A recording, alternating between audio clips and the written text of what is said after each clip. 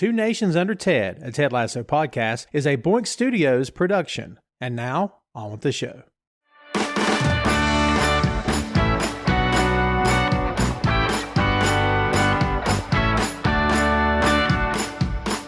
Back here with you once again for Two Nations Under Ted, a Ted Lasso podcast. This is episode number 9, kids. You know what that means? We are this close, baby. We can see the finish line. It's just in the distance. We're almost there to the end of season 1. I can't wait to get there. We're going to jump into it here today. I'm joined as always by Joe Higgens and Jay Luft, and we're here to give you the lowdown on the last 2 episodes of season 1 of Ted Lasso. You know it, you love it. We hope you can't wait for this. We've been trying to get to this for a while. We're here. We're ready to roll. Gentlemen, what do we think going into episode 9? Joe, let's start with you. This is it now, isn't it? This is the end game of the season. Yes. Everyone who is a major player has been introduced at this point, and we're just seeing basically the ends of their story arcs wrapping up in this season. And there's some big stuff to come in these last 2 episodes. There really is. Jay, what do you think, my friend? Yeah, this is kind of like crunch time, isn't it, for a lot of people? It feels like it's the really kind of big sort of turning point for a lot of characters going forward into the next season. And a lot of that starts with this episode. It's true. We were just saying off mic, Joe and I did, about how 9 and 10 bookend very well. There's some callbacks in both episodes. It's another great thing I love about this show are the callbacks we get to previous episodes. I'm telling you, we've said this before many times here during season 1, is that for those fans who pay attention, you get paid back. You get rewarded for paying attention and for following along. And we hope that you guys feel like you've been rewarded for paying attention here on the show as well. What do you think, huh? That's enough of kissing up to them. How much more you want to kiss up to them? We'll just keep going. I got plenty of time. No, it is. Again, this is where all those seeds that have been sown in the first 8 episodes come to blossom, come to fruition, and we see what's going to happen in season 2. It's true. Ready to go. Well, kids, let's hit this. I'm ready to hit the ground running. Let's do this. Episode 9 is entitled All Apologies. The original air date is September 25th, 2020. Directed by MJ Delaney on a story by Phoebe Walsh. And as we've said before, 10 episodes in season 1. Yes, we're almost there. When last we left the Ted Lasso gang, we saw Ted struggling to make sense of his life without Michelle, which leads to the formation of the Diamond Dogs.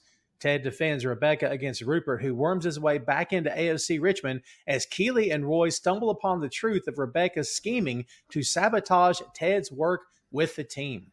That's where we're coming into this one. And man, is this good. We open on Roy in an ice bath in a dark trainer's room. This may be one of the best openings of the show.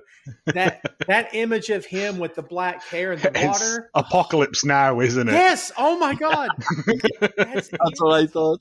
That's it. I was like, and also, it's not an ice bath. It's a wheelie bin full of water. It's a dustbin full of water with ice in it. Right. Yeah. Yeah. I think that's kind of like done as a way to sort of illustrate how poor the facilities are at the club. Yeah. Like Man City, for example, they'd have like a room full of that stuff and all different proper kinds baths you can get in, and this is just a bin that he's filled up himself. State of the ice art. machine. Yeah. And Man City would have state-of-the-art professional trainers suited up real nice, well-groomed. They're all on standby. Yeah. Oh, that's fun stuff. But yeah, the image is great. AFC Richmond has lost a tough match against Arsenal, and Roy's age is being called into question on the voiceover from the commentators. It's another tough day and a stretch of bad days. He's 9 bad games with turnovers and rough play. He's showing his age. Now, guys, this has been alluded to in past episodes, but never really to this extent. Most of the time we saw Jamie giving him grief, and now it's all coming to the forefront of the team. I love that they didn't just tackle this in episode 1. You needed to establish who these characters are. And then by episode 9, we have to address the fact that Roy physically looks fine, looks like a dude, but in football years, he's up there. It's time to take a over seat. The hill. Yeah. What age are we talking about in football? Is it 40? What is it? I think we worked out he's 37, isn't he? Yeah, it's usually whenever, obviously depending on like the level they're playing at, but usually like at a top level, if a player's like sort of over 33, they're considered to be past the best, and maybe should look to start like, if they want to keep playing, maybe look at playing at a bit of a lower level. Right. Which is what Roy was kind of like alluding to later in this episode when he's like, I'll find a club who'll play me. But it's like, obviously, a player of Roy's age, it's few and far between his options at that point. Like, he knows the writing's on the wall. It's more just about Roy coming to terms with that. But I think, as we've already said, this is all Roy's ever known. From the age of 9 or whatever it was, this is all he's done. So he doesn't have any other skills. Like, all he knows is football. And that must be a terrifying thing. He's a veteran pro wrestler. Yeah, veteran pro wrestler who never went to college, never got an education. This is all he's ever known since he's a teenager or earlier. And one day you wake up and your body doesn't work anymore and you have nothing to fall back on. So, that's got to be terrifying. So Ted finds him and turns on the light. Roy asks if everyone's gone, and Ted tells him yes.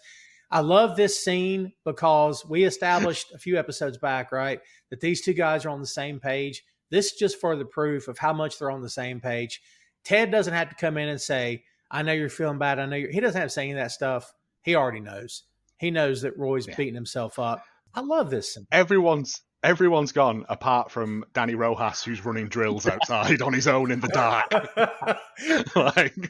Roy calls him a fucking asshole, which is great. Like, Ted comes in and sits with him, and Roy's like, "Can you just yell at me and go?" And Ted's like, "I'm not going to do that. That's not how we do things here." Yeah. And it is one of those things, and I think this might be a foreign concept for Roy, because no other manager would sit down and go, "Look, it is what it is." What's the line? You beating yourself up is like Woody Allen playing the clarinet. I don't want to hear it. I'm like, it's good. It's really good. Yeah. That's great. And the commentators kind of wrap this up when Ted leaves the room. And by the way, when Ted turns around and says, "Look at you, sitting like a brunette Oscar the Grouch," it's another one of those weird moments because he's basically in a trash can, right? So yeah, it's really good. As we found out, Brett Goldstein did go on to be on Sesame Street and meet Oscar the Grouch as well. So good. So. It's so good. Oh, that was so fun. You hear the commentators come back on and says, and it's heart-wrenching in the opening scene of this episode. You hear the commentators say, "Roy, you got to stop holding on for us and you." And I'm like, oh my God, dude, that's, again, like you said, that's all this guy's ever known. And Danny comes in, turns on the light, says, "Hola, Roy," jumps on the treadmill, just starts singing his little song. So good. It's the noise as well of him on the treadmill. Like, it's so loud. And Roy just goes back underwater where he came from. Creature from the Black Lagoon. Rebecca's in a photo shoot in the locker room. Ted comes in and says, "Watch your back, Kate Moss." There's a new bad girl in the British modeling scene, which he continues to do nothing but make her feel good about herself like Keeley does. Fun little thing I noticed there as well is that she's doing the hand that Keeley told her to do. Yeah. Good catch. Spread your fingers wide. It makes you look taller or whatever she said. And I was like, so she's listened and she's took it on board and she's having more fun with it. But yeah. Good catch. Because I was like, it's all back. See? So she has been paying attention. Yeah, if you pay attention, they pay it back. That's what we said. So he hands her the biscuits, which is always, I love that every time he hands them to her, you always get that moment of her going, "Oh my God." Like, she has to have them right then. Like, she suddenly forgets. It doesn't matter what mood she's in or anything. She's suddenly all about it. I think in one of the previous episodes, isn't it? She like snatches them off him and starts just shoveling them in. Like, it's become an addiction for her every day. Yes. Is having these biscuits. Man. Yeah. So good. So takes the biscuits and he asks if she gets nervous doing this kind of stuff. She says it's a profile on women in football. It's not a big deal. There's only 4 of them. This is where I'll get your help. Karen, Delia, and Posh Spice. I know Posh Spice. Who are the other 2 she's referring to? I have no idea who Karen is. Karen is the lady from The Apprentice. Karen, I think she's a big wheel at Arsenal, I want to say. All right. I can't think of her name. She's the woman that helps Thingy on The Apprentice. She's like the scribe lady. I can't think of her surname. Yeah, Delia is Delia Smith, who is a TV chef who owns Norwich City. Wow. Most infamous moment. I've Google it after we film this, Tom, or I'll send you it. There's a bit where the fans are booing the team and the team are playing really bad, and she gets a microphone over and like standing on the pitch is like, "Let's be having you." It's the most cringy thing. Come on, let's be having you. It's Karen Brady, and it's Birmingham. She's a big owner of, and West Ham. She's vice chairman of West Ham as well. Oh, wow. So you said let's be having you. What does that mean? What's that slang for? It's basically just like telling the fans to get behind the team. Oh, gotcha. Telling them that the support's not very good because they're booing their own team, who I think they'd already been relegated at that point. Oof. Yeah. There's a bit of a parallel between what was going on there and what's going on with Richmond in this episode and the next one. That's fair. Yeah. The booing your own team stuff, that's rough. It's a weird one. Delia Smith's been on television since like the 1970s, teaching people how to cook, basically. Like I'm trying to think, like a Julia Childs sort of thing. Or Martha Stewart, that's the one I couldn't think of. The one who got done for tax fraud, yeah. Yeah. I was going to ask if Delia was also a convicted felon, so there you go. No, she's just very middle class Britain. Yeah. Friends with Stephen Fry, who also supports Norwich City. There you go. So Ted disagrees with Rebecca's assessment, by the way, and says that being a role model is a huge deal. I love this line. There's probably a little girl out there somewhere rocking an eggplant-colored power suit, and she's dreaming of becoming a sports executive someday. That's a great line. Rebecca says, and in this scenario, do little girls read the Football Financial Quarterly? He says, who knows? Little girls are mysterious and silly and powerful. I gave up trying to figure them out years ago. That line plays again a couple of times in this episode. It does. It's really good. He said he wishes Higgins was here. He'd be happy for her too. She says, I don't know. When he quit, he made it clear what he thought about her, and it wasn't supportive. Ted says, no, I'm filing that under stinking thinking. He believes that Higgins will come around. She asks how team morale is going into the final weekend. She's still heartbroken over the last loss. And Keely pops in and says, are you? Oh, I love it. Great timing there. Keely is Ted in this episode. Ooh. She does everything that Ted would do in any other episode. Keely does in this one. Well done. She's the sort of linchpin of everything that goes in. But you know, she's dressed really sort of drab and mundane because she's not happy with what's happened. She's found out that like her new best friend basically has betrayed them all from the start. Yeah. And she's not wearing the bright pinks and like feathers and stuff that she normally does. She's obviously quite down in the dumps with it. And it's understandable, but it's just one of those nice little wardrobe choices they made to not have her be herself because she's angry. This is why I don't do this show alone, kids, because I can't say that I caught that. Well done. Great observation. Ted asked Keely if the marketing folks from Tom Ford ever got back to her. And she says yes. They're going to stick with the models they already have. But if they ever do an Everyman campaign or something satirical, his name's on the list. The fact that Ted goes, shoot, he genuinely thought he had a chance. I love the fact that when she says if they do Everyman or something satirical, it's almost like he still doesn't understand satire. So he's like, well, all right then. Yeah, he doesn't know what that means. That's funny. Keely wants to talk to Rebecca, and they go into the kit room. And I'm sure, as you could tell when Rebecca starts selling it first, and it becomes, this room must be horrendous. The smell must be terrible. You know what I mean? Ooh, bad. Keeler tells her that Keely flat out says, you're being a right floppy cock, which is a great line. And basically she wants to know when Rebecca's going to tell Ted about the pics that she hired a photographer to take of Keely and Ted together. Join the Untitled Wrestling Podcast for all the latest pro wrestling news from around the world.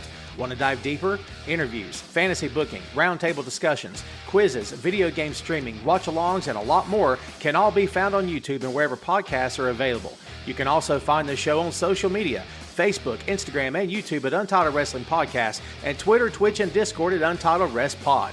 Follow, subscribe, and download today. This is a great scene because there again, Keely's letting her know that she's disappointed. And Rebecca says, imagine doing something unforgivable to someone who doesn't deserve it and then having to look them in the eye and tell them what you've done. Keely says, I've done it. And then she tells a story about Joanna Willington. And it's great. Yes. About doing a poo in her locker? Yes. Why did you do that? I don't know. Teenage girls are mysterious. Mysterious and dark and dangerous. But it is this thing of when they go into that room, Rebecca is still trying to play up like the big and like not having to deal with what she's done. Yeah. She's going on about the smell and stuff, and like Keely's not there for that. She's like, no, we're not friends until you sort this out.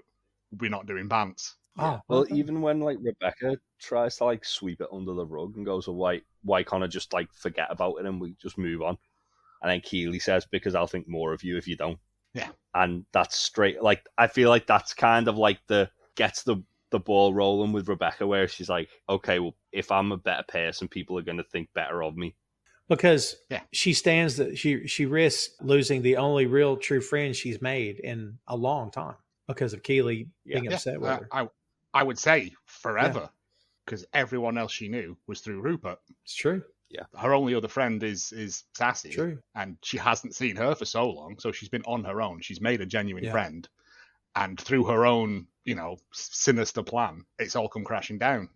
So, like, you've got to make amends. It really is a sinister plan. I mean, not to get off on a tangent, we've talked a lot about it here, but you're not just tanking the team. These guys' livelihoods, their income.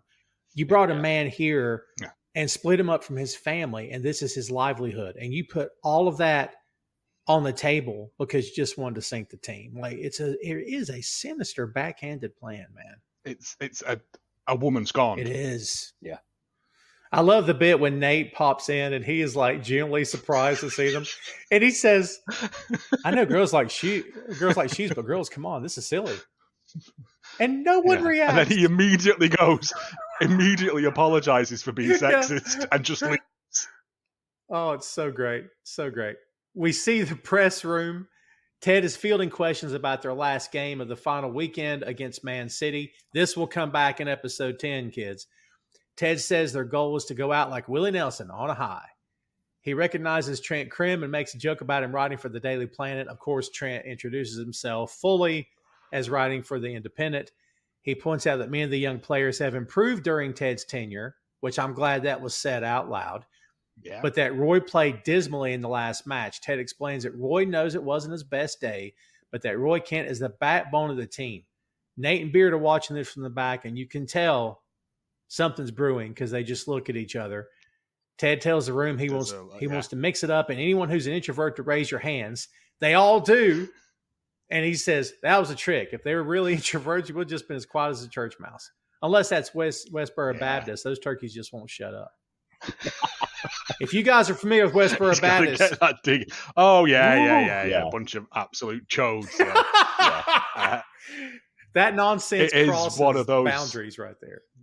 It's I don't know if you're aware of the British documentary maker Louis Theroux. No. But he did he's done loads of these things where he goes and meets like extremist groups and stuff. But because he is such a affable English fop, basically, they just sort of tell him all this information. He's hung out with like white supremacists and Jimmy Savile and like all this stuff. And he did one with the Westboro Baptist, and it is one of the most messed up things I've ever seen. Sounds like Borat. Because yes, but this is actual real documentary. It's like serious Borat, isn't it? I guess.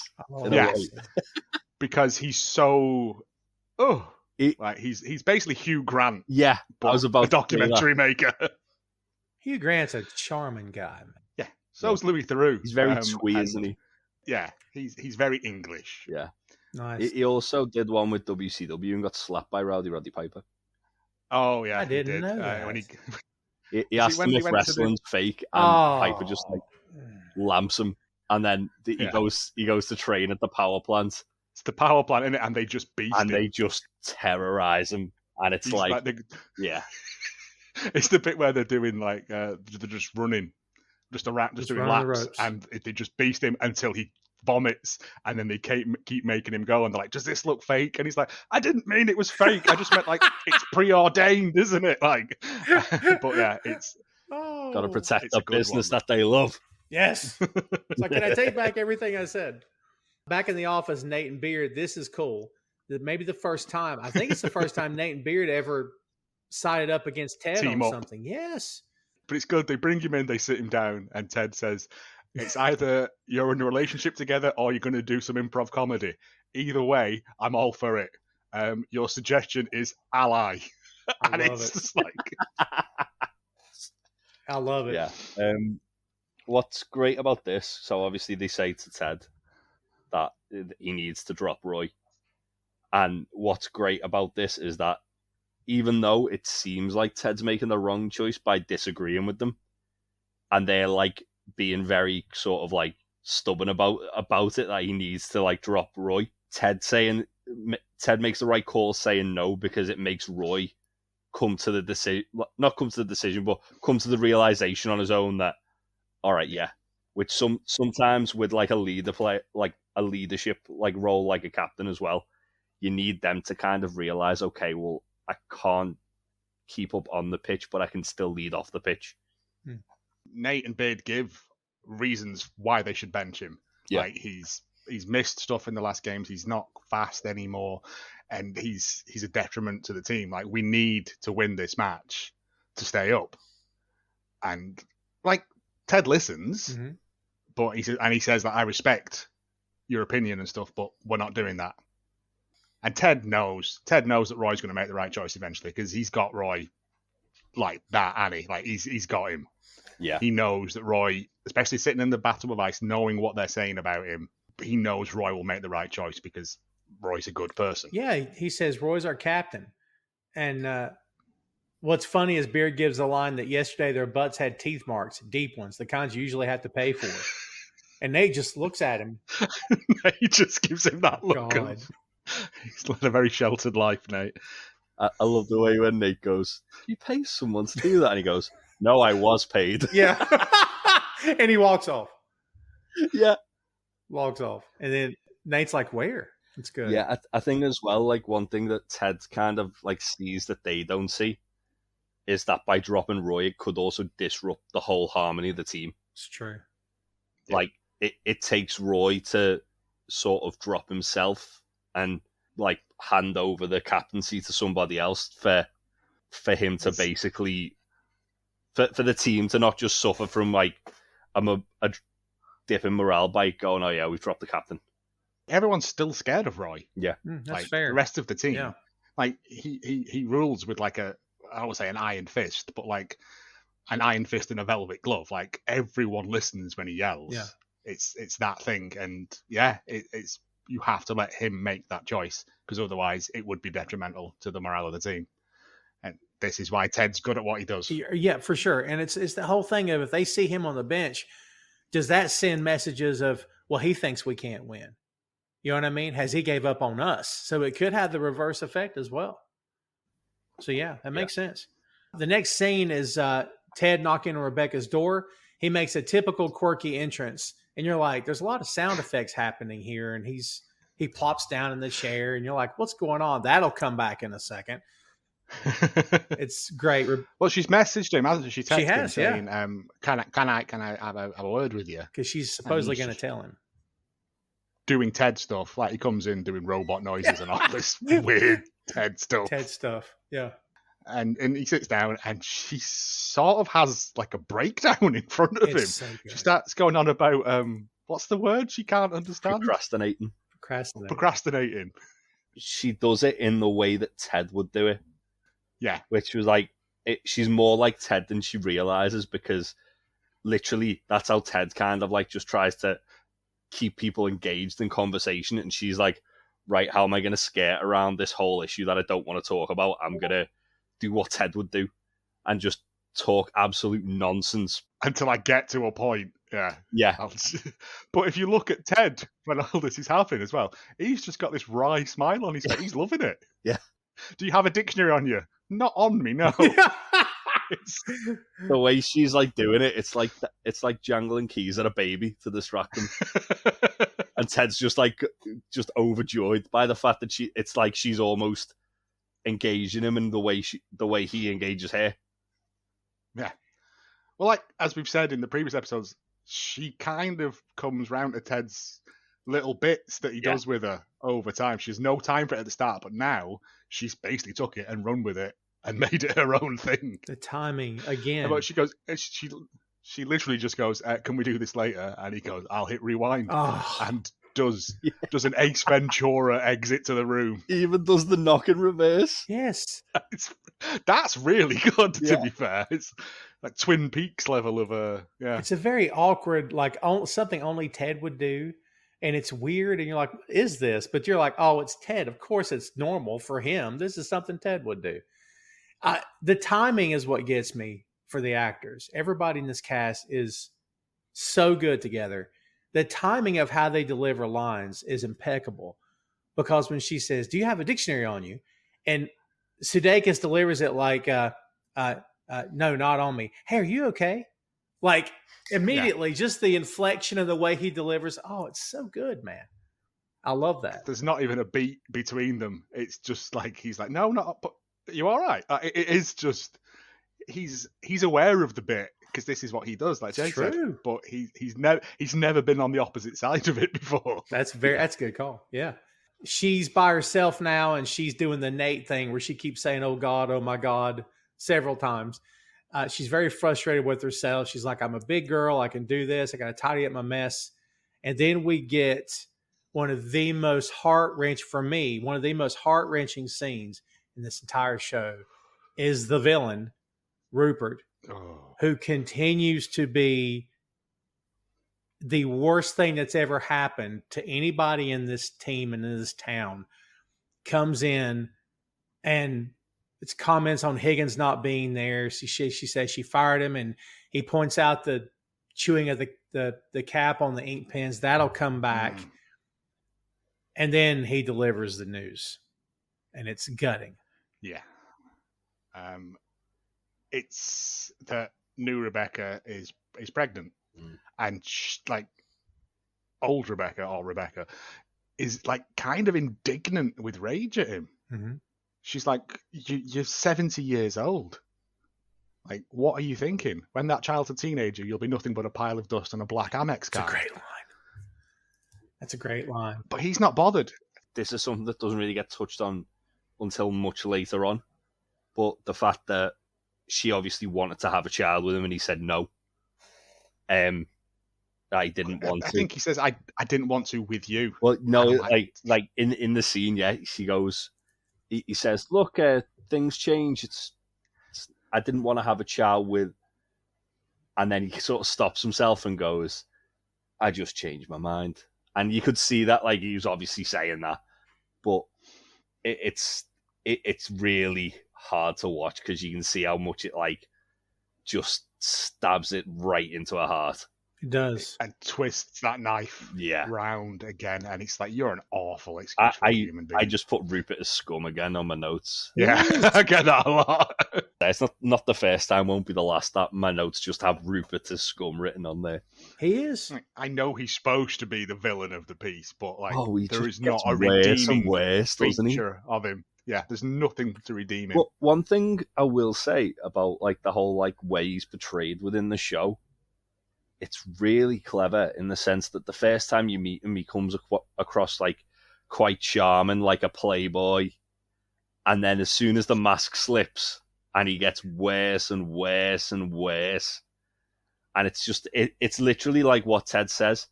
Everyone will eventually see him for exactly who he is. Yeah. As soon as the mask slips. Great line.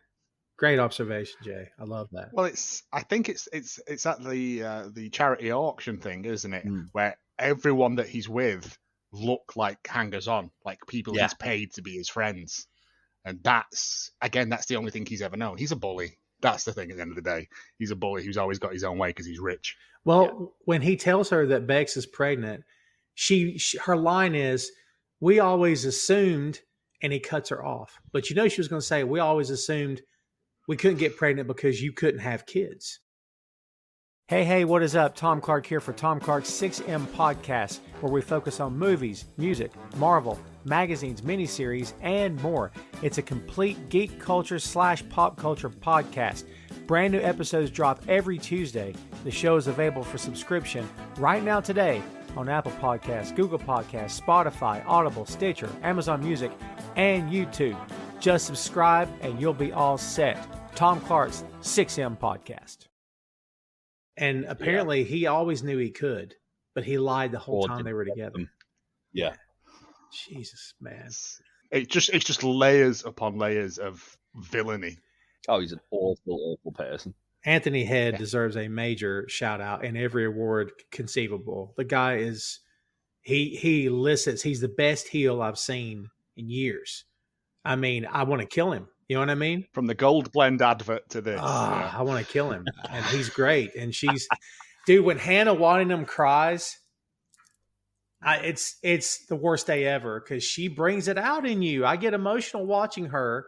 You feel sorry for her. Yes. She's thrown her life away for this man who didn't want her. Was just waiting for something better to come along. She was a plaything to him. She was a toy.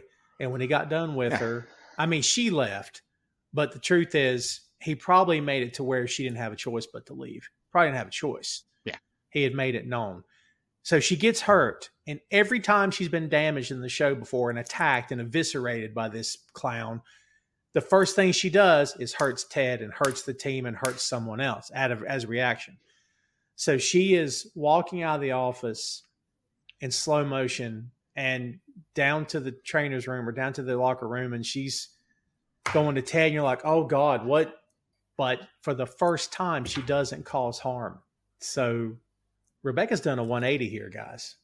We also get to see some lovely bottoms in the locker room as well, which is nice. But yeah, it's again, this is the growth of the character. She realizes that there's no point trying to hurt Rupert because it doesn't matter to him. Yeah. Everything is a game. Yeah.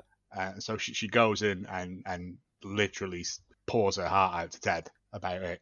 Jay, is that what did it for the character here? You think that she just realized this is never going to end? This is never going to stop? Yeah, it's almost like she kind of goes from thinking, I'm going to destroy the one thing Rupert loves, to realizing that he's more like a nihilist and he doesn't love anything. He just sees everything as things he can use.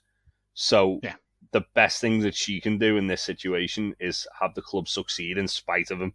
Yeah, I think that's the switch, isn't it? At this point, the whole baby thing with Rupert is the switch where she realizes he never cared about me. He only cares about one thing.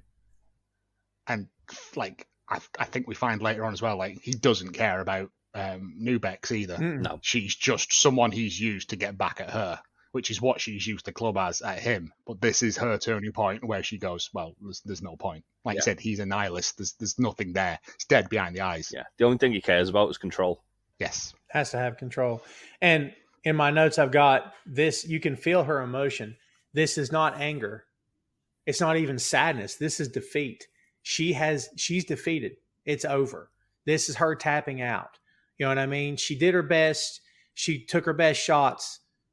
And no matter what she does, this will never, ever end. So when not to rant, when you're going through something, right, you can keep fighting it.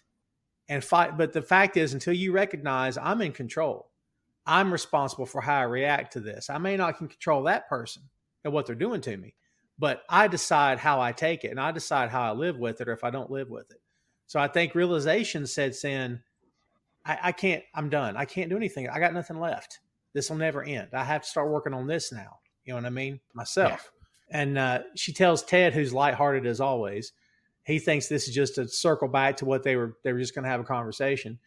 She said, this is something I have to tell you. And he says, hey, deja vu. And she says, I'm a fucking bitch.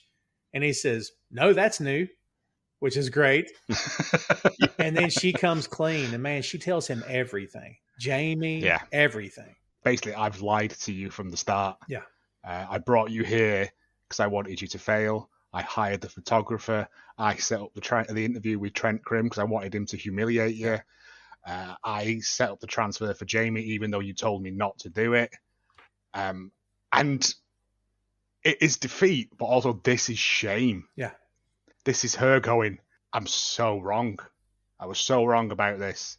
I wanted to hurt him, but all I'm doing is hurting other people that I actually genuinely care about and genuinely care about me. And I'm sorry. I think she sees as well that her acting like that makes her no better than Rupert. Yes. It literally, she's on his level if she's doing everything he would have done to destroy the club and destroy people's lives just because she can. And that's what he does. He destroys people's lives because he can. I think she says, I wanted to cause him as much pain and suffering as he's caused me. And I'm like, I get it. I do. But this is not the way to go about it. And she stands there and she's crying. And it is one of the, I'm welling up now. And it is just one of those things that really gets you, though, because she's lost everything at this point. She's lost even the new friends she's made because of Ted being there. Yeah. And this is the only way she can start to build those bridges again. I think this scene is what gets her the award, honestly. Just saying. Yeah. And she literally says, Ted, I'm so very sorry. If you want to quit, I'll call the press. I completely understand. And Ted, does this really good. He just sits there and you see it, him processing everything in real time. Yeah. Because he's like, his eyebrows go and then he's going to say Yeah. something, but he doesn't. And then he just stands up and he goes, I forgive you. Oof. And she's like, why? And Ted goes, is it divorce is hard. It doesn't matter if you're the one leaving or if you're the one that's being left. It makes people do stupid stuff. And then he sort of thanks her for the job. Yeah. It's given me time to see what was right in front of me all along, what was wrong, and all of this stuff. And it's he's hurt. You could tell he's hurt. Yeah. But also he completely identifies with it. The line that got me, I was already emotional watching. The line that really got me was when she says, all you good people are just trying to make a difference. God, that really hit me some kind of way. Because by saying all you good people, she was able to remove herself and see, I have been the worst person. I'm terrible. And for anyone to admit that they're terrible, that takes a big person to admit when you're wrong to begin with. And that line gutted me. When she goes in to hug him and remember we established she's not a hugger. It's not something she does. No. And when Ted hugged her in the scene when they're outside after the benefit that night, she takes a beat before she hugs him back because it's not her thing. Well, now it's her thing. Such a great moment. Yeah, Ted offers his hand out to shake. That's right. She just hugs him.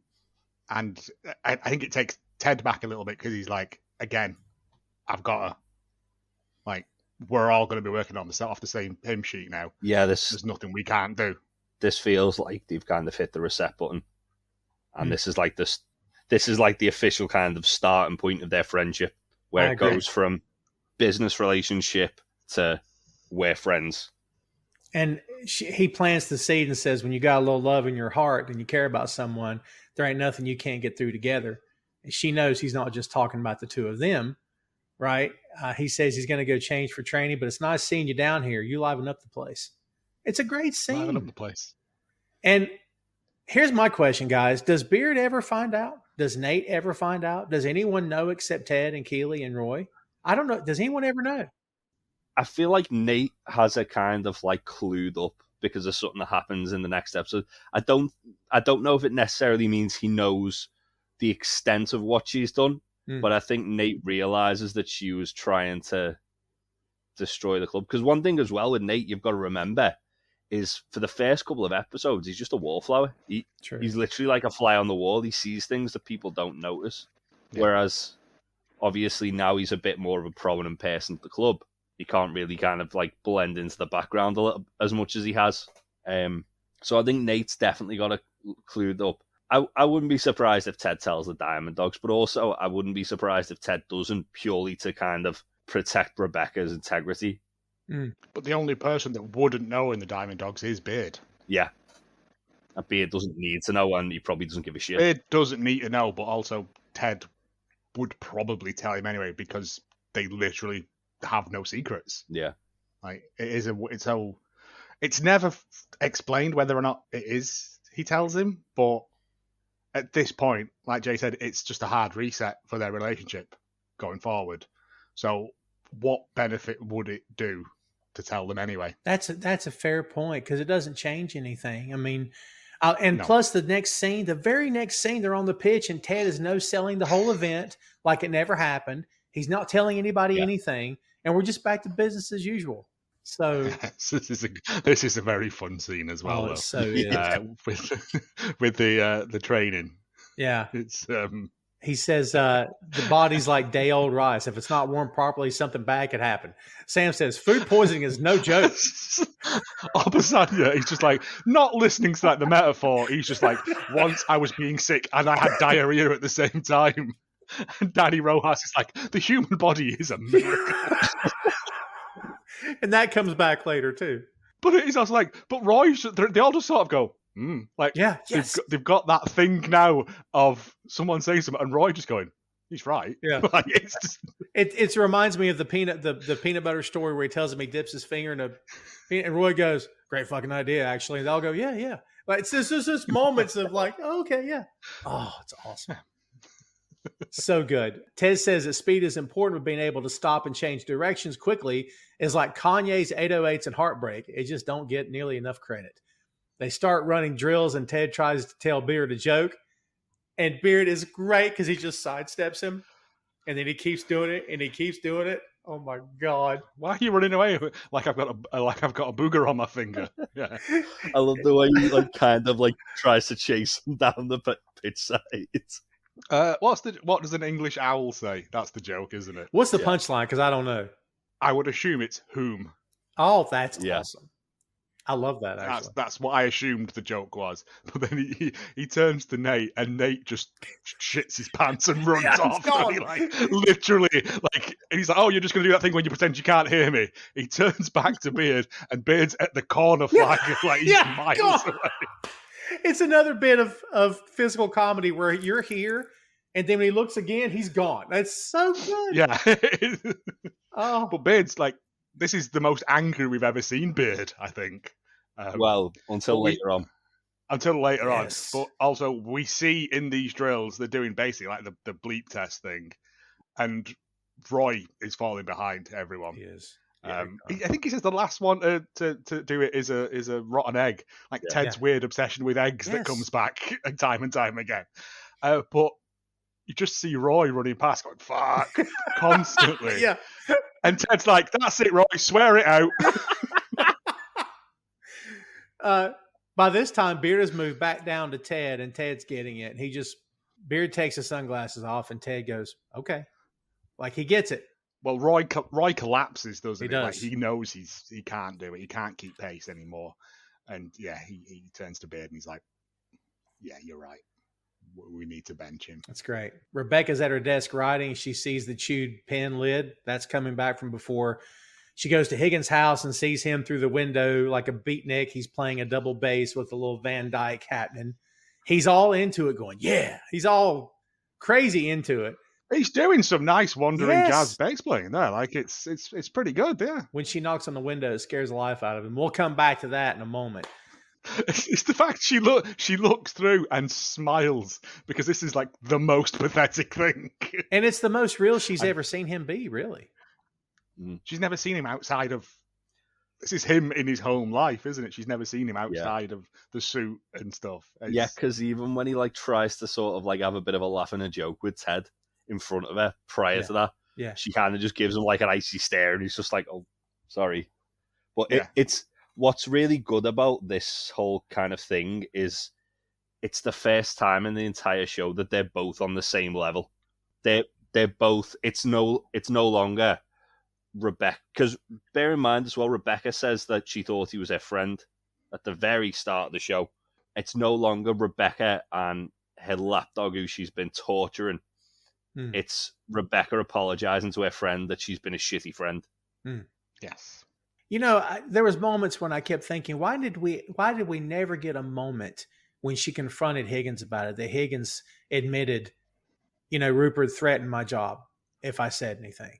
We never got that line. I'm kind of glad we didn't get it because he's shouldering responsibility because in real life, you take the blame when you have to. You know what I mean? Well, he did, didn't he? When he like quits, he's like, I regret everything I did to you. Sure. Yeah. And he hates it. You can tell he's torturing himself. That's why he's so loyal to her for such a long time, because he loves the club and that's his priority. He doesn't give a shit about who's running it. But also he feels bad about what he's done to her previously, and that's why he's so loyal to her, despite the fact that she's trying to destroy the thing that he loves the most. That's what made him snap in the last episode. He's like, it's gone too far. Yeah. Yeah, for sure. It's the first time they really feel on like level pegging throughout the whole of the series, I think. Yeah, no doubt. I love that scene. We'll get back to it. Do you love films that have the same plot over and over and over and over again with only slightly different looking people in the main roles, but just don't have time to watch them all? You do?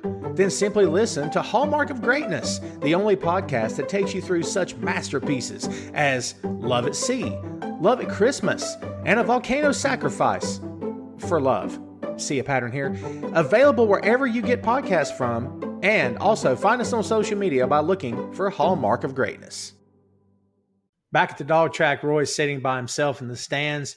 I love this moment because, you know, he doesn't tell him anything. He tries to lead off with, you know, a video of a kitten and a baby chicken becoming friends. And Roy knows. He comes and sits next to him, and he's like, "There are other seats, you know."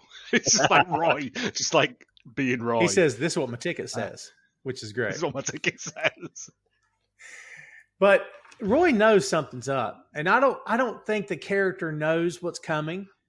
But like he gets up and puts a seat between them so he can turn and look at Ted because like, hit me, what do you got? You know, that kind of thing. And then Ted just says, we've been talking about the starting lineup, and Roy loses his mind, and he knows what's coming. He accuses him of being a betrayer.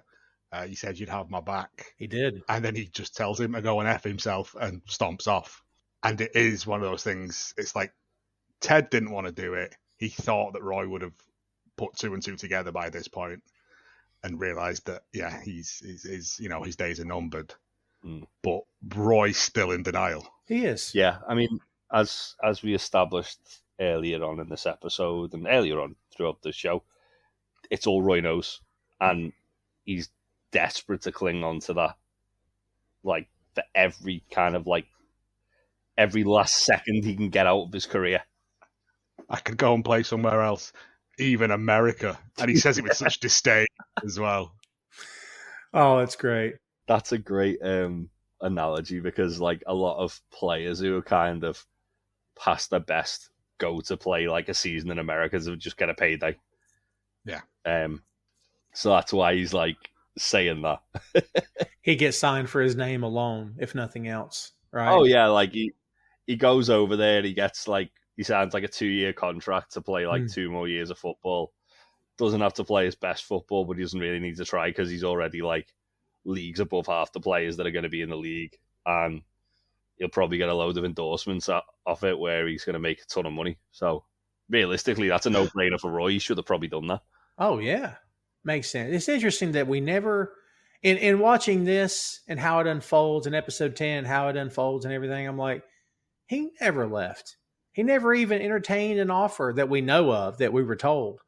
Like, it's interesting. I love it, but it's interesting. You know what I mean? So, like, he has reasons to not play now. He's got Keeley. He's making peace with things that have happened in his past, maybe, and his niece is there, and he's got family, so to speak. And, he's a more well-rounded individual at this point, or he'll get there. We go to that scene we mentioned earlier, kids, back at Higgins' house. He's glaring at Rebecca and just plucking. Just hitting that E string. Yes. And just waiting for her to say something. Yes. She says, there are a lot of surprises here, like the tiny little beard. It's a Van Dyke named after the Flemish artist. And it's like.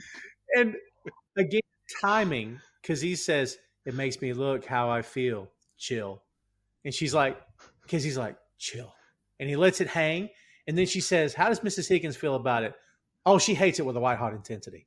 straight in though. Like there's no beat again. So good. This is an argument they've had many times over the past couple of weeks. Oh man.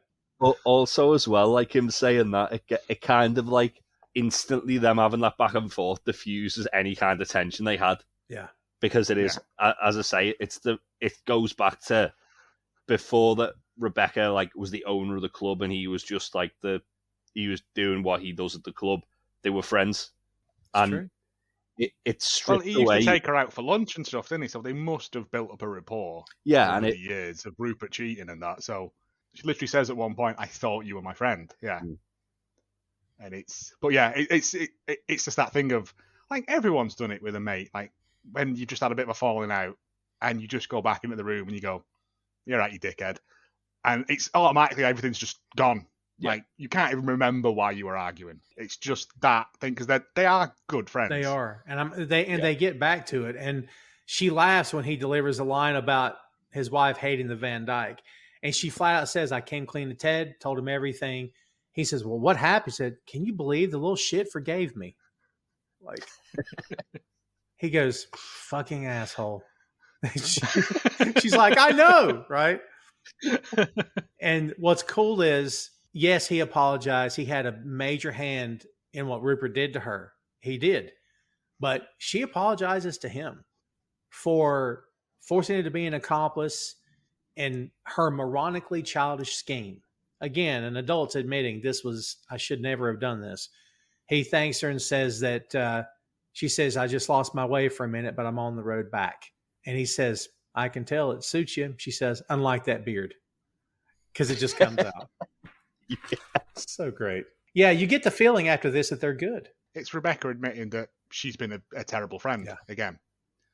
And I'm sorry for dragging you along with me, which is something that Rupert never did to Higgins. Yeah. He never apologized for making him betray his friend. Because, as we've already established, Rupert is a whammer. Like, he's a horrible person. Yeah. It shows as well, like, from the charity episode, where Rebecca says about accountability, she's actually practicing what she's preached. Like, as soon as she's accountable, all the people that matter are there by her side still. Yeah. No one thinks anything less of her because she's like acknowledged she's had a moment of weakness. She's been a really shitty person, and she said, "Look, I want to be better now. I'm sorry for what I've done. I want to improve." And everyone is supportive of her. And it goes back to that, doesn't it? She's the one who's preaching about accountability, but she's not doing it herself. And when she does, she realizes, oh yeah, that's like all I needed to do. That's a great callback. Everyone in this program wants everyone else around them to succeed. Because what's it? A rising tide raises all boats, isn't it? Yep. It's that thing. Yep. It's true. Yeah, all it takes is for her to say, "I'm sorry." And like you said, my moronically childish scheme. She looking at it now, she knows it was an incredibly stupid thing to do, but also she was hurting. The first thing you do is lash out. Mm-hmm. So great. It's only human nature. It is. And I love that she and Higgins made peace here. It's awesome. The next scene is one of my favorites of this episode because we get to see Phoebe again. I know we're not very high on Henry, or at least Joe isn't. Jeez. But this Phoebe kid is great. She's so cute. She's brilliant. Oh, she's so cute. And that little voice, my God, how can you hate that little voice? It's awesome. She's got headphones on, listening to music. Keely says, "I don't think I've ever had a child in my house before." Roy says, "What about Jamie?" What about Jamie? Yeah. the speed that Roy says that, though, is fantastic. Without even a second of like respite between the sentence. She says, and this comes back later too, "We can't let her go snooping around. She'll find my vibrator." Roy says, "That's not a problem. Her mom said no electronics." No electronics. Oh, God. Oh, that's great. I think I've just realised now there is it's the two sort of joke system in Ted Lasso. Yes. There's the things where they let stuff breathe, and there's the stuff where they just run stuff in. Yeah. And they both work really well, depending on who's doing them. Because you've got a mix. You don't go all of one or all of the other. Yeah. Yeah. Keely asks if he's okay, and Brett Goldstein is great because he goes, "I'm fine." Like he just immediately shakes it off, like everything's fine, and she knows what's up, or not what's up, but she knows something's going on, and she goes right back to Phoebe and says, "Kids are pretty incredible. She's got new teeth that pushes out her old teeth. The body really is a miracle." So nice call that. It is weird when you think about it, though. That when she said it, I was like, it is weird, though. That like, yeah, bits of your bones push out old bones. What's insane as well is that there's so many times a joke's made in a scene that Keely's not in. Yes. And then Keely does a callback to it in another scene. As I say, this episode, Keely is in Ted's role. Yes, it's true. Keely is very much. She does a lot of the joke landing. Yeah. And even in the first episode, when we come to find out that her character is not cheap and easy, I'm not saying that, but she's dated footballers in the past. She's very one-dimensional in the first episode. She seems that way, but when you hear her speak, you're like, there's something more going on here than just that. Yeah. For sure. Well, it's almost as well though, like because obviously she says like, I'm famous for being almost famous. Like in her head, she's never really had to like had the opportunity to just like go out and make a difference. She's always just been like sort of like used for her looks. Yeah. Advertise this vodka. Yeah. Do the advert for this Liverpool hotel. Yeah. It's the zoo nuts glamour model thing of you're only ever going to be known for your face and body. Yeah. And but she's always had more behind it. It's true. Yeah. And the further in this season you get along, the more depth you see from her as well. Oh, big time. By the time season 3 gets here, she's huge. Yeah. Yeah, I feel like that's why in this episode she mirrors Ted so much, because she's such a complex character, but you kind of see bits of it like you do with Ted. Like you don't get the full thing with Ted, do you? Like you see like the sort of like, oh, there's a bit of trouble going on at home and sort of like that. I think it's the thing of she finds a lot of kindred spirit with Ted. Because he's the first person that's treated her as a real person, as Ted does with everyone. And she's the first person who welcomes him. Yes. And treats him like not a joke, not a not a rodeo clown. Yeah. Yeah. And Ted's the first man in her life that's not tried to sleep with her. Honestly. More than likely. That as well, yeah. Yeah. I mean, that's... Steal a watch. Yeah. Yeah, again, guys, we talked about these characters establishing relationships, and we get that with Ted and basically everybody in the show by the end of this entire run, is that he has a relationship solid with everyone except for the main villain, who stays as bitter and old and crusty as he was in episode 1. So, yeah. Gets what he deserves, yes. Yes. Yeah, you reap what you sow. When Keely realizes that Roy wants to talk and he starts talking, she gets so excited and sits on the couch and grabs a pillow and then hands him a pillow to hold so they can hold pillows together. It's so weird. I love it. What is it? I find sad men very sexy, is it? She says. Yeah. Yeah, it's like, I find men that feel sorry for themselves are so sexy. Sorry for themselves. Yeah. What's great is he says, I've only ever been Roy Kent, the best player on the team, that every team I've ever been on since I was a kid. And he says, I don't know if I can handle being a loser or being called Roy. He's like, all right, Roy. Yeah. What have you been up to? Fuck all. I love that. That little back and forth. It's just these little conversations he's had in his own head about it. And then Phoebe has, Keely has Phoebe come over and explain who her Uncle Roy is. Close your eyes and tell me who Uncle Roy is. She goes, take the headphones off, and she goes, you're right, Keely. Zeppelin rules. Just wait until you hear Cream. And I'm like, Keely's into classic rock? What's going on here? I know, right? It's great stuff. She says, Phoebe says his beard is scratchy. Or she says, his beard is scratchy. Yeah, oh my God. Yeah. As soon as she says, he goes, ooh. He buys me ice cream. He swears a lot. He's really funny, and I love him. She says, see, I didn't hear anything about you being a footballer. Roy says, who gives a shit what she thinks? She's 6. Oh, man. But it's that thing of, like, he is more than, like, the sum of his parts sort of thing. I like that. Also, with I find men feeling sorry for themselves. It's Keely's disarming technique. It is.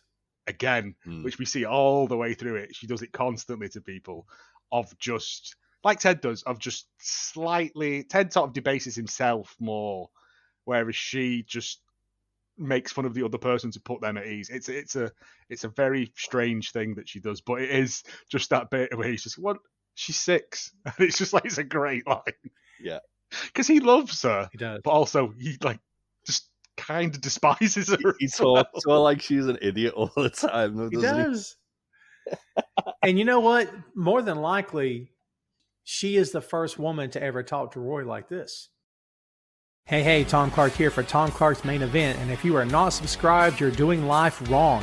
Going strong since 2014 with over 300 episodes and a variety of guests that include Randy Orton, The Big Show, Rob Van Dam, and a lot more. Check us out on all the major platforms, including YouTube at Boink Studios. Subscribe today, Tom Clark's Main Event.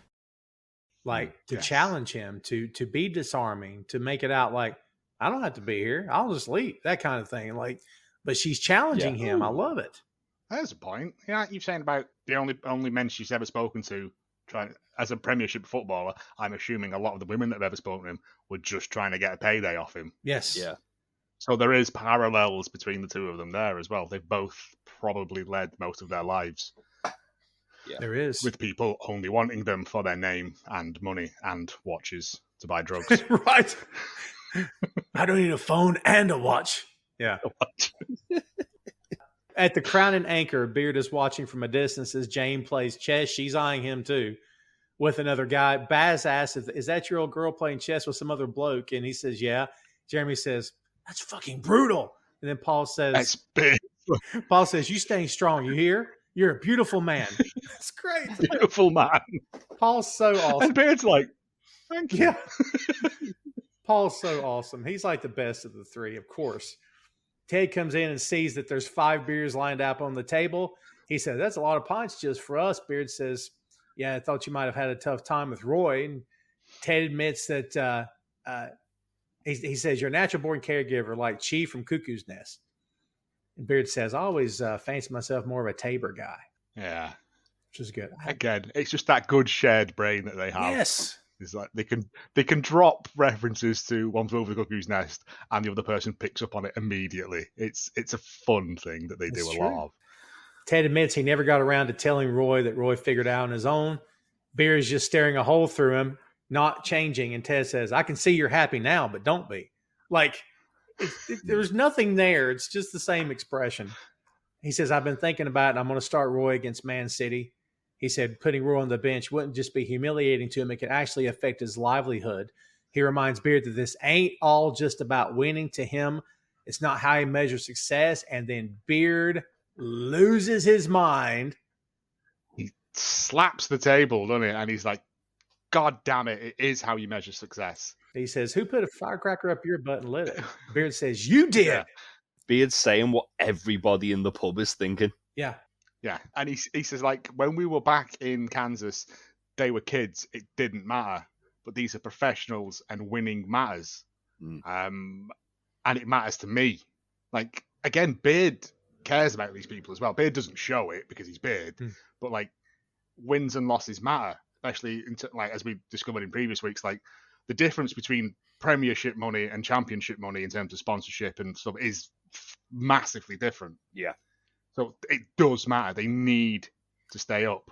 And then he turns to May and goes, isn't that right? And May just goes, hey, fucking men it is, and walks off. Yeah, and he just points to her like she said it. Yeah. If we lose, we get relegated, and it's over. All this we've done is for nothing. Everything we've built is for nothing. And you're going to pick a player's feelings over what is the right thing to do. Yeah. Yeah. The only line missing from this, which he didn't need to deliver, but in my head, the other line that you add to this is, I came here for you. We came here together to build this, and you don't want to win? But he all but says it. Yeah, and he just says, I don't want to drink with someone that selfish. He stomps off, and this is like anger. This is like the angriest we ever see Beard. And he stomps off, and he walks past the game of chess that's going on. what's she called? Is Anna, Jane? Jane. And she goes, that is the hottest thing I've ever seen. And Beard just goes, there you go. She's just been toying with you. Check and mate. Get your stuff. We're going. Yeah. And it's like the equivalent of a mic drop, isn't it? Yeah. It's just like Beard said his piece. Like, this must have been brewing for a while. Yeah. For Beard to get so angry about this. Because, again, they thought they were on the same page after the whole Roy not doing the bleep test thing. And then we get what I always like, Ted Lasso with messy hair showing that something's not right. Because he's necked all them pints. Yes. And his hair's slightly askew. We've established earlier in this show, kids, that when Ted's hair is messed up, he's had something to drink or he's depressed. There's something going on. Yes. Or both. He goes out and he's kind of stumbled. You could tell he's feeling it.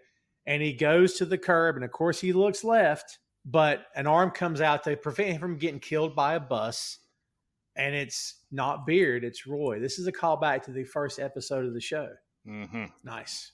Yes. Really, really good. And of course, they go back to Ted's flat. Are you happy? Are you happy with me? Are you proud? Nice. Thank you. I do what I can. It goes back to Ted's flat. He offers Roy some peanut butter after dipping his finger in it. Roy pulls back and Roy, this is brilliant. Oh, you got a nut allergy? I've got a finger allergy. It's great. He pulls back like, he's like, what are you doing? Oh. He goes, okay, I can make you a drink. I've got red wine. I've got day-old pasta water. Yeah. It's like, who doesn't drain their pasta off? Like, yeah, what are you going to do with that later? What's the plan? No, I don't know.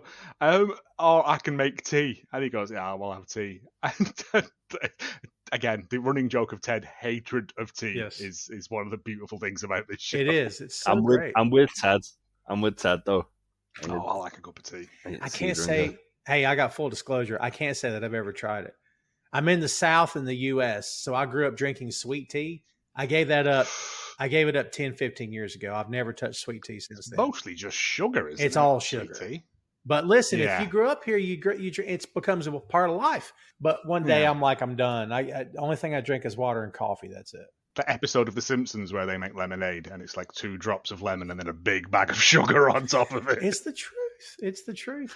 Oh. I'm interested to try the hot stuff. Hey, you'll have to tell me how to have it proper, and I may give it a shot. Oh, get your address. I'll send you over some tea bags. Hey, man, don't mess with me. I'll take them. Proper British Yorkshire tea. I was going to say, it's got to be, I know that much. It's got to be Yorkshire tea or Yorkshire Gold. Oh, I'm not made of money. If you're feeling a bit bougie, Yorkshire Gold.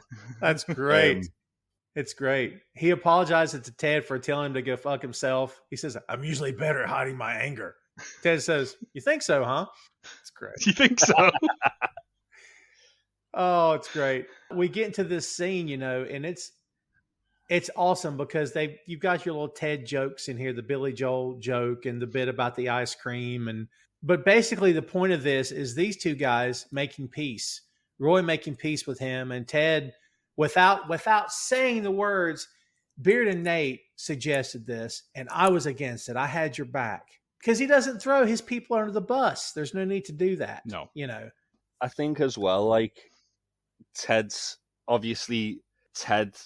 refusing to drop Roy is, he knows the impact it'll have on the team if anybody but Roy makes that call, but, like, if Ted were to drop Roy, it could like damage the team morale is what he was thinking. And it does happen. Like, captains get dropped and it can hurt the team.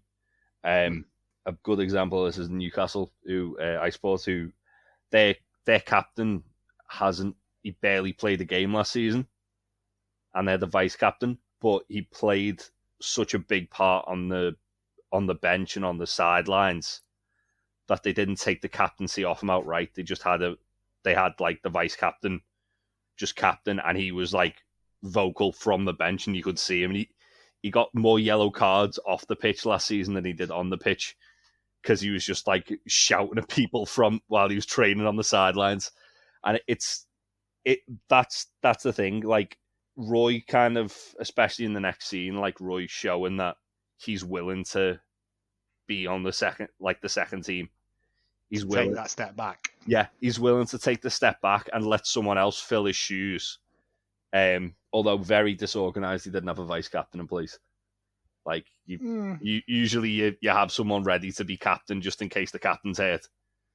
Yeah. Is this where we first introduced to Ted's upstairs neighbours as well? Mrs. Shipley. Yeah. Mrs. Shipley. I'm sorry. Yeah, this has been going on for a while. That's the bit that makes me laugh. Like Ted occasionally just starts yelling stuff in his flat. We have a Mrs. Shipley earlier in the season too, but wasn't it Mrs. Shipley that? No, I'm trying. Somewhere in the season we have a Mrs. Shipley. I remember that, but I can't remember. Possibly, who it was. yeah. Yeah. But yeah, they do the bit about Billy Joel, and then it leads to Ted doing the Carlton dance. He says Alfonso Ribeiro was the greatest physical comedian of the 19th, 20th, and 21st century. And it's just Roy's response of, I never know how to react when someone's doing or a grown man's doing the Carlton in front of me.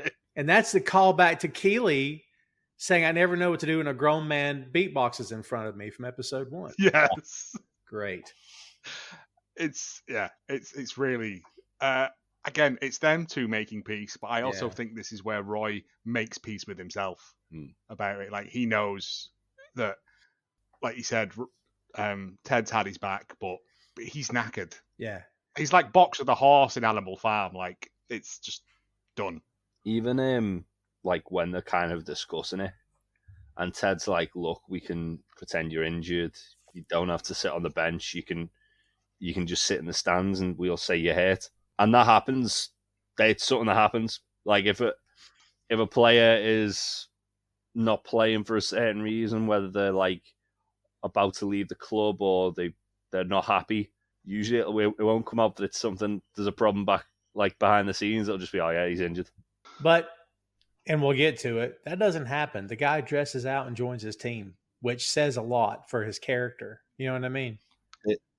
Yeah, I was going to say, this next scene's fantastic. Well, they finish their tea and Ted goes, this is just like a joke. Yeah. This is the thing you do to tourists, isn't it? And Roy just goes, nah, I love it. Love it.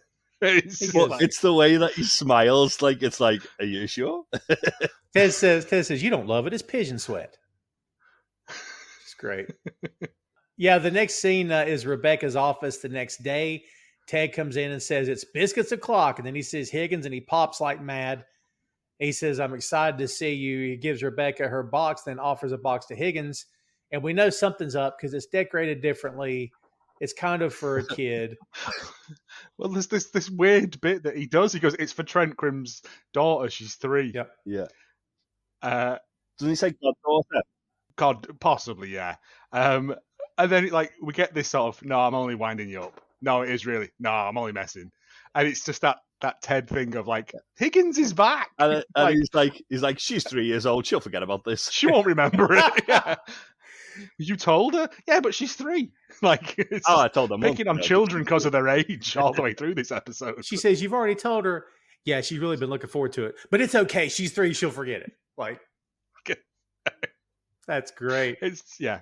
He says, these are definitely for a little girl. And Rebecca says, well, maybe Ted thinks you're silly and playful and mysterious.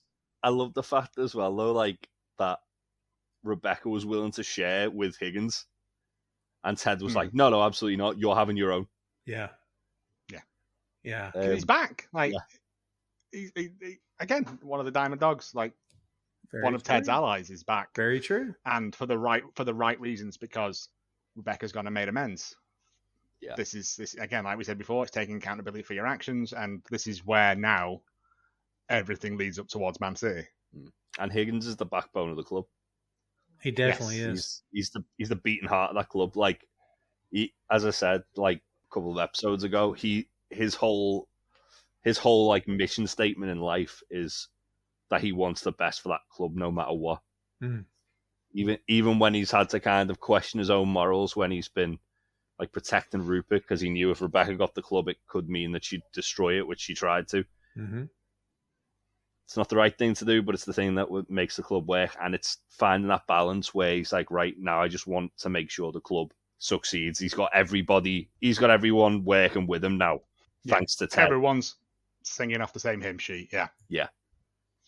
It's true. The last scene of this episode, kids, Ted goes into the locker room and sees Roy's shirt hanging up, but no Roy. Ted, by the way, is it Is it just shirt? Yeah. Okay, because like in American football, it's a jersey. In basketball, it's a jersey. So yeah, it's just a shirt. Okay. Yeah, football shirt. He sees Roy's shirt hanging up, but no Roy. Ted gets their attention, and both Beard and Nate step up on either side of him. Nate cuts him off and apologizes for walking away. Again, another great callback in this bit. It is. It's the fact that he's like, I was sick. Yeah. I've been feeling so sick since I ran away from you the other day. I had a dream I was pecking you like a crow. Yeah.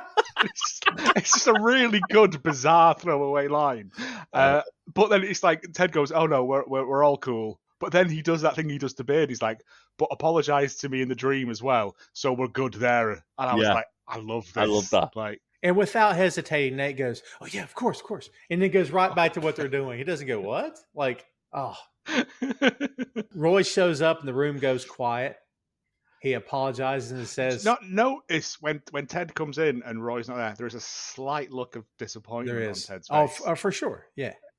It's just a little flicker, and then he's like, "Well, I've got to go and do this. I've got to go and do practice." But yeah, it's just that little thing, and then Roy appears. It's quiet because this is the thing as well. Everyone's mucking about in that changing room.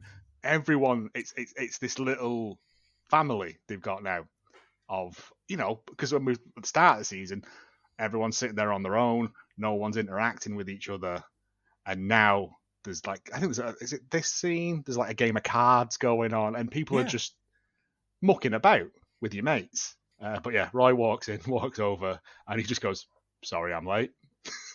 My niece found my girlfriend's vibrator, so I had to take her to get away as pissed." Yeah, and then he says to try and get rid of the trauma. So when he puts on the blue, I'm guessing that's a signal for second team. That's what. Well, they're going to scrimmage against each other, so it makes sense. So I get it. Okay. Yeah, they'll have been having a training match. Usually, bibs are like the reserves. Gotcha. And whoever's playing in like. Do you remember back when Jamie refused to train, and is it McAdoo says to him, "You're a second team player." Oh, it's Colin. It's Colin. Sorry, yes. Yeah. He says you're a second team player. You're the reserve team. Yeah. Yeah. But Roy at this point has gone, I'll train with the reserves. Yeah. Which again is something that would happen in that situation if a player's being dropped. Usually they'll play with the reserves to keep the fitness up while they look for another club or something like that. We can't leave out that when Roy tells the story of the vibrator, that Beard goes, "Been there." And then we cut away from Beard that quickly. You're like, this guy's mysterious. He's the mysterious one, Yeah. The more we find out about Beard, the more questions we need to ask. Oh yeah. So true. Yeah. When Roy asked Ted, he says, "Can I say something to the team?" I'm like, Roy Kent would have just spoke, but this is a different Roy. The floor is yours. It's a different Roy because of Ted effing Lasso. This is not the same guy 8 episodes ago. The thing is, it goes back to the whole, just because he's not playing doesn't mean he's the captain. He can still be a leader off the pitch as well as on. And I think that's why, like, him asking Ted, it's almost like he's kind of come to terms that he is going to be handing over the, like, sort of the armband and the reins of being the captain, but at the same time, he knows that he's still got that influence, and his words carry a certain weight to the rest of the team. Yeah, like I said, everyone is feared of Roy. It's true. Still, like, not as much as they were, because they know now that he's like a bit of a soft touch, really. Yeah. But his words still carry merit. Oh, for sure. He's the veteran. Yeah, and plus, not for nothing, all the times in the past when he yelled and cursed and slammed something and threw, he was right every single time. It wasn't opinion. Mm-hmm. It wasn't Roy might be wrong. Bullshit. He was right because he had seen everything. There was nothing on the pitch that he hadn't seen because he was a veteran. Yeah. It's but again, it's this ending of this episode. Because I was like, why has it not gone to next episode? Because we get everyone filing out and Roy getting ready, and then he just walks over and like just taps the believe sign, and walks out. And it's like, oh, right in the The feels. camera never moves. And look, the crew deserve rewards for the show. The way it's shot, it's great. Because you're right. Yeah. I mean, I think it eventually starts zooming in as the room empties out and it's just him. And it's almost like by touching this sign, the body language from Goldstein is like, I'm convincing myself this will be okay. I just got to I believe. Yes. Yeah. Perfect. It is a really beautiful episode. I love it. I forgot how impactful this episode was. Like, it's true.